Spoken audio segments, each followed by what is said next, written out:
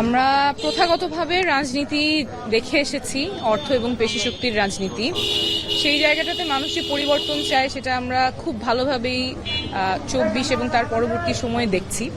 মানুষ অর্থ ও পেশিশক্তির রাজনীতি দেখতে চায় না, জনসেবার রাজনীতি দেখতে চায়, এবং সেটা কিন্তু আমরা আমাদের ক্যাম্পেইনে যখন মানুষের কাছে যাচ্ছি, কথা বলছি, কথা শুনছি, সেখানে খুব জোরে সোরেই প্রতিফলিত হচ্ছে।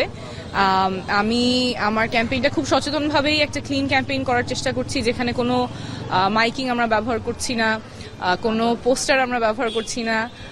আসলে এটা আসে আমার ছোটবেলার একটা খুব কষ্টদায়ক মেমোরি ছিল, যে আমার দেয়ালে পোস্টারগুলো লাগানোর পরে আমার খুব মন খারাপ হয়েছিল যে কেন এসে নির্বাচনে পোস্টারটা লাগিয়ে গেল, আমার সুন্দর দেয়ালটা নষ্ট করলো। তো এই যে লাখ লাখ পোস্টারের শহরটা নোংরা করা, তারপরে সেটা আবার ছিঁড়ে ফেললেও কিন্তু জায়গাটা কুৎসিত হয়ে যায়, রাস্তায় পড়ে আমার শহরটাই নোংরা হয়।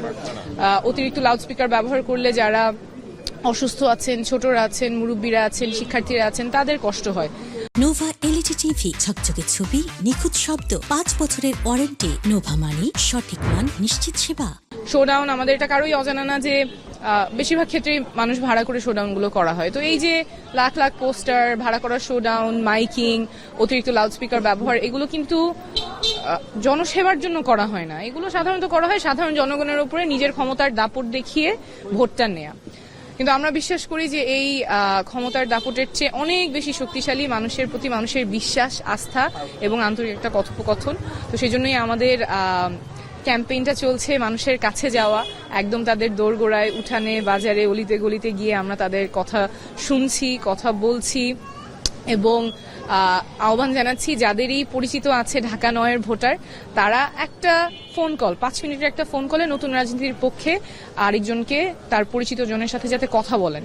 আমরা ঢাকা 9 আসন থেকেই দেখাতে চাই যে অর্থ ও পেশি শক্তির বাইরে রাজনীতি বাংলাদেশে সম্ভব, জনসেবার জন্য রাজনীতি সম্ভব। এবং এই যে একটা চিন্তা আছে যে পোস্টার ছাড়া, মাইকিং ছাড়া বা শোডাউন করা ছাড়া নির্বাচনে যেটা সম্ভব না, এটা আমরা ভাঙতে চাই। ঢাকা 9 আসন থেকেই আমরা ভাঙবো, এবং এখান থেকে যদি আমরা প্রমাণ করতে পারি, একটা আসন থেকে, বাংলাদেশের একটা আসন থেকে যদি এটা প্রমাণ করতে পারি, তাহলে আগামীতে আরো অনেক নতুন মুখ আমরা রাজনীতি দেখতে পাবো, যারা অর্থ ও পেশি শক্তির বাইরে গিয়ে রাজনীতি করতে চায়, ভিন্ন রাজনীতি করতে চায়, জনসেবার জন্য রাজনীতি করতে চায়।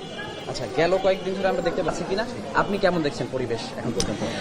পরিবেশ দেখছি যে আমাদের যারা ভোটার আছেন, অনেকে নতুন ভোটার হয়েছেন, অনেকে আগেই ভোটার ছিলেন কিন্তু ভোট দিতে পারেন নাই এতগুলো বছর, সো প্রথমবারের মতো ভোট দিবেন, এটা নিয়ে মানুষের মনে অনেক উৎসাহ। একটু আগেই কয়েকজন আন্টি, তারপরে একেবারেই নতুন ভোটার যারা হয়েছে, ওনারা বলছিলেন যে খুব এক্সাইটেড, উৎসাহ নিয়ে ওনারা চিন্তা করছেন কাকে ভোট দিবেন, কখন যাবেন। তো এই উৎসাহটা যেমন আছে, আবার কিছু শঙ্কার কথাও শুনছি যে ভোট কেন্দ্রে নিরাপদে যেতে পারবেন কিনা, আবার বিগত বছরগুলোর মতো দেখা যাবে যে ভোট কি আগেই হয়ে গেছে কিনা, অথবা ভোট গণনার সময় কোনো সমস্যা হবে কিনা, এই শঙ্কাটাও মানুষের মধ্যে আছে।